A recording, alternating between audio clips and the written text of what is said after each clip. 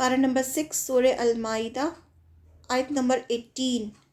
اعوذ باللہ من الشیطان الرجیم، بسم اللہ الرحمن الرحیم۔ وقالتی اور کہا، الیہود یہود نے، والنصارا اور نصارہ نے یعنی کرسچنز،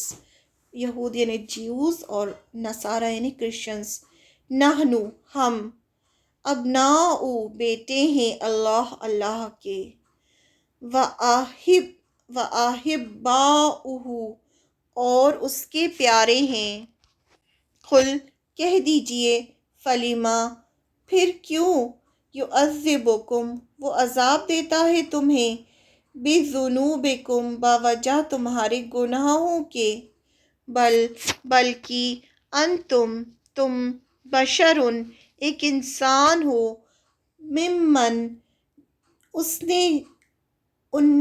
ان میں سے جنہیں خلقا اس نے پیدا کیا،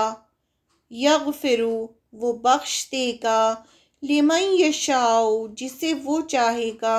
ویعذب اور وہ عذاب دے گا، من یشاء جسے وہ چاہے گا،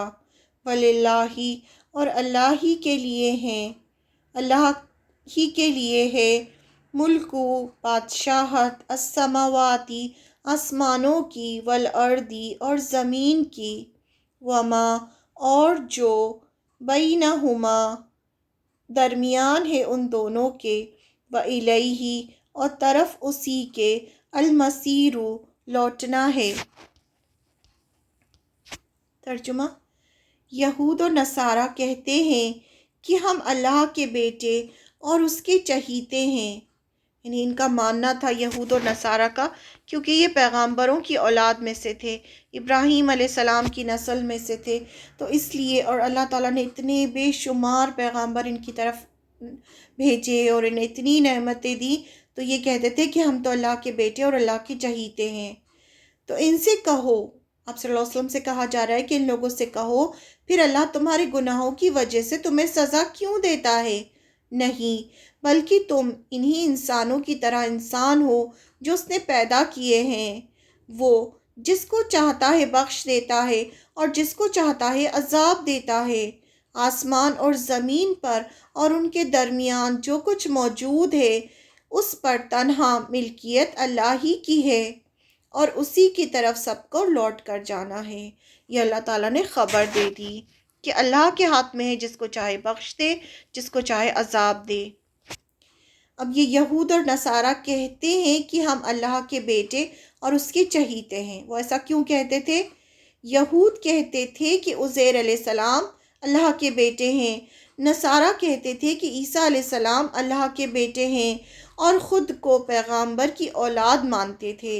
یعنی سب یہ جو ہے اپنے آپ کو بنی اسرائیل تھے، یہ تو یعقوب علیہ السلام کی اولاد میں سے تھے، تو یہ پیغامبر کی اولاد میں سے تھے، تو ان کو اس کا بہت زیادہ سپیریورٹی کمپلیکس تھا کہ ہم تو پیغامبروں کی اولاد میں سے ہیں، اس لیے انہیں اس کا بہت غرور تھا کہ ہم تو پیغامبروں کی اولاد میں سے ہیں، ہم تو اللہ کے پسندیدہ ہیں۔ وہ سمجھتے تھے کہ جنت ان کا برتھ رائٹ ہے، یعنی وہ تو جائیں گے ہی جائیں گے جنت میں، انہیں یہ گمان تھا اپنے بارے میں، اور اگر جہنم میں بھیجے بھی گئے تو صرف چند دنوں کے لیے جائیں گے۔ ان کا ایسا ماننا تھا کہ اگر ہم جہنم میں گئے بھی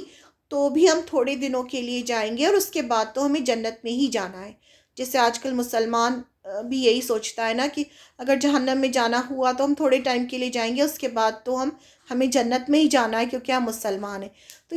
اسی طرح سے یہ لوگ بھی یہی سوچتے تھے کہ ہم تو اللہ تعالیٰ کے چہیتے ہیں، ہم تو اللہ تعالیٰ کے پسندیدہ ہیں، ہم تو پیغامبروں کی اولاد میں سے ہیں، تو ہمیں اللہ تعالیٰ پسند کرتے ہیں۔ پھر اللہ تعالیٰ فرماتے ہیں اس کے نتیجے میں کہ ان سے کہو، پھر اللہ تمہارے گناہوں کی وجہ سے تمہیں سزا کیوں دیتا ہے؟ یعنی اگر تم اتنے چہیتے ہو تو پھر تمہیں سزائیں کیوں ملتی ہیں؟ یہود اور نصارہ کے اسی عقیدے کی وجہ سے انہوں نے اللہ کے عہد کو پورا نہیں کیا، انہوں نے وہ کام نہیں کیے جو اللہ تعالیٰ نے انہیں کرنے کو کہے تھے، کیونکہ ان کو غلط فہمی تھی کہ ہم اللہ کے چہیتے ہیں، یعنی بہت زیادہ ان کو اس چیز کا گمان تھا، اس وجہ سے انہوں نے اللہ کے حکم کو بھی پورا نہیں کیا۔ ہمیں تو اللہ بس ایسے ہی بخش دیں گے، ان کا کیا ماننا تھا کہ ہمیں تو بس اللہ تعالیٰ ایسے ہی بخش دیں گے، اس پر اللہ تعالیٰ انہیں یاد دلا رہے ہیں کہ پھر کیوں دنیا میں اللہ نے تم کو اتنی سزائیں دیں، کہ دیکھو تم کو تمہارے گناہوں کی وجہ سے تو دنیا میں بھی اتنی سزائیں مل چکی ہیں، تو آخرت میں سزا کیوں نہیں ملے گی؟ یعنی تم گناہ کرتے ہو تو اللہ تعالیٰ تمہیں سزا دیتا ہے دنیا میں بھی، تو دنیا میں دیتا ہے تو تمہیں آخرت میں بھی سزا ملے گی اگر تم گناہوں میں ایسے ہی رہے۔ نہیں، بلکہ تم انہی انسانوں کی طرح انسان ہو جو اس نے پیدا کیے ہیں۔ بتایا جا رہا ہے کہ کسی کی کہیں پیدا ہونے سے نہیں ہوتا کہ وہ انسان بڑا ہو جائے۔ بڑا ہونے کے لیے اس کو ایمان لانا پڑتا ہے، نیک کام کرنے پڑتے ہیں، اللہ کو راضی کرنے کی کوشش کرنی ہوتی ہے۔ یہاں صاف صاف بتا دیا گیا کہ یہ صحیح ہے کہ تم پیغمبروں کی اولاد ہو، لیکن اس کے باوجود تم انسان ہو جو دنیا میں امتحان کے لیے بھیجا گیا ہے۔ تمہارا بھی ویسا ہی امتحان ہوگا جیسے دوسرے انسانوں کا ہوتا ہے۔ وہ جس کو چاہتا ہے بخش دیتا ہے، یعنی یہ کس کو بخشنا ہے کس کو نہیں بخشنا ہے یہ اللہ کے ہاتھ میں ہے۔ جو اللہ کی فرما برداری کرے گا اسے اللہ بخش دے گا، بخشش اللہ کے ہاتھ میں ہے۔ اور جس کو چاہتا ہے عذاب دیتا ہے، یہ بھی اللہ کے ہاتھ میں ہے کہ اللہ تعالیٰ کس کو پسند کرتا ہے کس کو پسند نہیں کرتا۔ اللہ تعالیٰ ہمارے دلوں کے حال جانتا ہے۔ انسان جو ہوتے ہیں وہ دلوں کے حال نہیں جانتے، وہ ظاہریت دیکھتے ہیں، لیکن اللہ تعالیٰ دلوں کے حال بھی جانتا ہے۔ جو بھی اللہ کی نافرمانی کرے گا اسے اللہ تعالیٰ سزا دے گا، پھر پیغمبر کی اولاد ہونا اسے نہیں بچا پائے گا۔ اگر کوئی انسان پیغمبر کی اولاد بھی ہے لیکن اگر اس نے غلط کام کیا ہے تو ایسے انسان کو اللہ تعالیٰ عذاب سے نہیں بچائیں گے۔ جیسے نوح علیہ السلام کا بیٹا جو تھا وہ نوح علیہ السلام کے ساتھ نہیں تھا تو اس کو دنیا میں بھی غرق کیا گیا، اور قیامت کے دن بھی اسے سزا ملے گی۔ آسمانوں اور زمین پر اور ان کے درمیان جو کچھ موجود ہے اس پر تنہا ملکیت اللہ ہی کی ہے، یعنی اللہ تعالیٰ ہی بادشاہ ہے، وہی زمین اور آسمان کے بیچ جو کچھ بھی ہے اس کا مالک ہے۔ یہ زمین، یہ آسمان اور ان کے بیچ جو کچھ ہے سب کا مالک صرف اور صرف اللہ ہے۔ کوئی بھاگ کر کہیں نہیں جا سکتا۔ اس زمین اور آسمان سے باہر کون جا سکتا ہے؟ تو اللہ تعالیٰ ہی ہر چیز کا مالک ہے، اس سے بھاگ کر اس کی نافرمانی کر کے کوئی بھی اس سے بچ نہیں سکتا، اور اسی کی طرف سب کو لوٹ کر جانا ہے، یعنی اللہ کی طرف ہی سب کو پلٹنا ہے۔ قیامت کے دن جب دوبارہ لوگ اکٹھا ہوں گے، میدان حشر ہوگا، تو سب اللہ کے پاس پلٹ کر آ جائیں گے، چاہے کوئی کہیں بھی مرا ہوگا، کوئی کتنی بھی نافرمانی کرے، لیکن اسے نہیں بھولنا چاہیے کہ لوٹ کر اسی کے پاس جانا ہے، اور پھر جا کر اس کو حساب بھی دینا ہے، اپنی ایک ایک کام کا حساب اسے دینا ہے۔